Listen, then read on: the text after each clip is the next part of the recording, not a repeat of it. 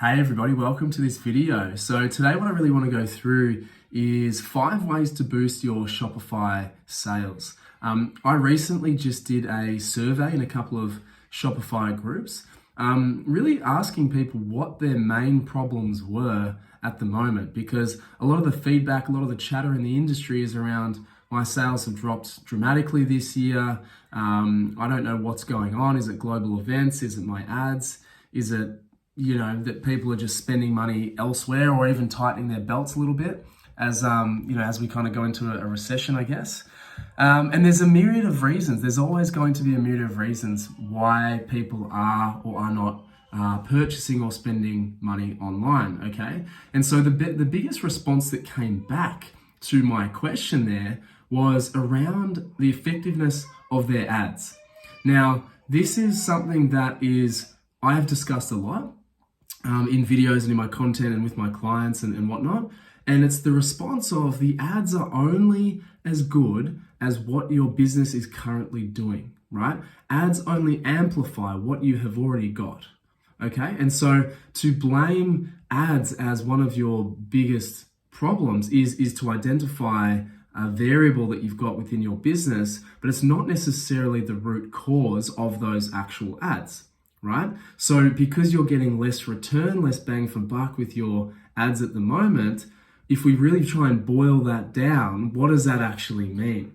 Right? So that's the kind of root cause. But look, I'll create another video on that at some stage. But today, what I want to do to combat those people who are really struggling to get more sales or generate high ROIs with their ads is put the spotlight back on other areas of your business, right? So I'm going to give you 5 ways to go and do this that doesn't actually involve ads, okay? So before we get underway, my brother and I started an e-commerce business a little while back now. We now do 300 to 500K a month, and we have systemized and automated most of our business. So we now actually help other e-com businesses with their growth. So if you're serious about your growth, if you're looking to get help, book a time using the link below, join our Facebook group, and let's get acquainted to see if we can help you out.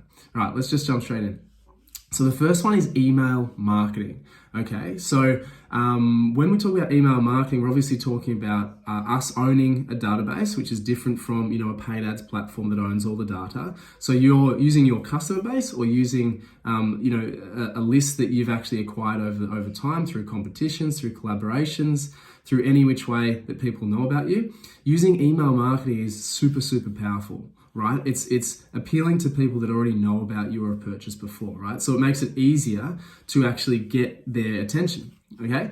And so we use Klaviyo as our email marketing platform at the moment. It is probably the best platform and reasonably priced for e-com at the moment in the industry in terms of compatibility with Shopify and the segmentation you can do, and also it's very, very user-friendly. So we use Klaviyo. And so within this, what we can do is we can send, obviously we have all our flows set up, okay? So that's crucial that you have all those set up to automatically go out. They're kind of once off, set and forget until you want to update anything. And then we obviously have campaigns, okay? So keeping our customers now, our database in the loop with what's happening with us in terms of sales, offers, new products, seasonality, maybe it's some more education around our product or cleansing or whatever the topic might be. But it's really important that you keep the information relevant and interesting to them, okay? Because we need to ensure that people are opening them and liking the content that you're actually producing. And that's what's ultimately going to drive sales over the long term. So we have massive results with our email marketing. If we send out an email, once a month, twice a month, we can basically bank on anywhere between 8 to 15 grand in sales just from that one campaign. So this is how important it is.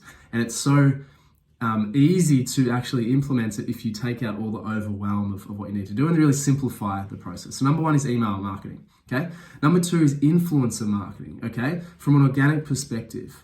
All right, so they have the ability to skyrocket your business. I say this from experience in our business and seeing other businesses do the same and some of our clients as well, okay? So reach out to influencers, make that part of your organic strategy, that they need to represent you as a brand because you're congruent with what their values are and that you are actually a really high quality brand that they want to associate themselves with, okay?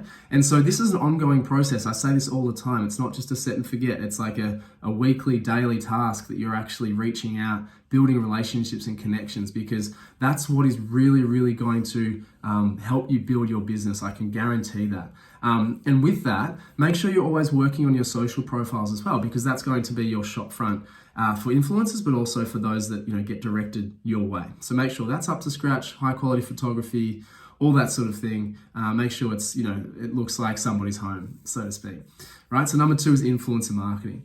Number 3 is pop-up offers or offers in general. And so what I'm referring to here is letting people know who visit your site that there's something special for them when they arrive, right? So a lot of people use, sign up to our newsletter for 10% off or the first purchase. But what you can do, especially within Klaviyo, is actually make this quite relevant to call it the period of time or season that we're actually in. And again, this makes people feel really special. They kind of get there, they say, great, here's my voucher, here's my 10%, whatever it may be. And they go and, buy something. And what that does inadvertently, because they're getting some money off, that most likely and more often than not actually increases their average order values. So they might buy something else. So suddenly you've inadvertently upsold them. Okay, they spent more money than they potentially would have, and potentially got them over the line when they maybe would not have. So think about how you could use pop-ups within Klaviyo and keep them relevant and seasonal to what your business is about. So that's tip number 3. Number 4 is around creating videos, right? Video content.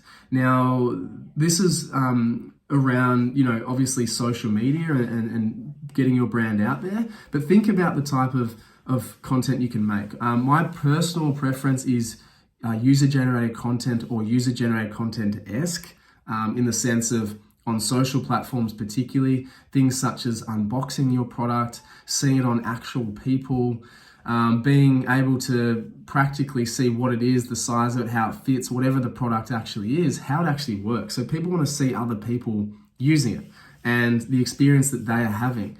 And so you spend time, and if you have to spend money on this, I definitely recommend it because it will never go to waste. You can use it over and over. You can use it on your socials. You can use it in your emails. You can use it on your website. So make that a priority in terms of video content that is relevant to creating an air of other people using your product and purchasing your product, which goes into number 5, which is prioritizing reviews. I say this all the time, and it is a very, very high priority. You need to prioritize reviews.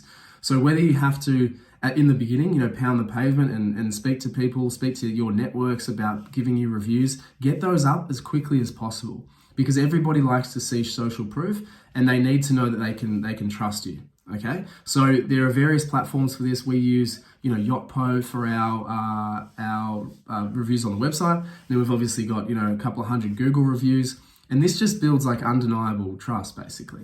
So prioritize reviews. And again, you can tie those into your social content. You can start to promote them on your socials, on your stories and everything like that. We do a post probably every week that has 3 or 4 of the latest 5-star reviews. And it just really solidifies in people's minds who you are, what you're about, what your product is about, and continues to snowball that impact.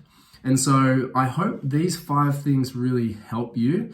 Again, I wanted to come up with things that weren't paid ads related, because that seems to be an avenue that people are struggling with at the moment. And so until that comes back around, you need to focus on these, I'd call it foundational things that will then, if you increase the performance across these things, that will absolutely impact the performance of your paid ads. We see that within our own business. When we are slow on these things or not prioritizing these things, our ads drop from, Facebook, for example, will drop from, 9x to kind of 5 to 6x return, right? As soon as we start to implement these things again, things are ticking away organically, we're getting those sales up, the performance of our ads actually increases. And that's what starts to happen, okay? So don't rely so heavily on ads. Ensure you're prioritizing the things that are actually going to move the needle, and then the ads sit there on the side and tick over and pick up some slack, particularly around like the retargeting components and things. So look, I hope these tips help. Let me know if any feedback, happy to answer any questions, but otherwise I'll see you in the next one. Thanks.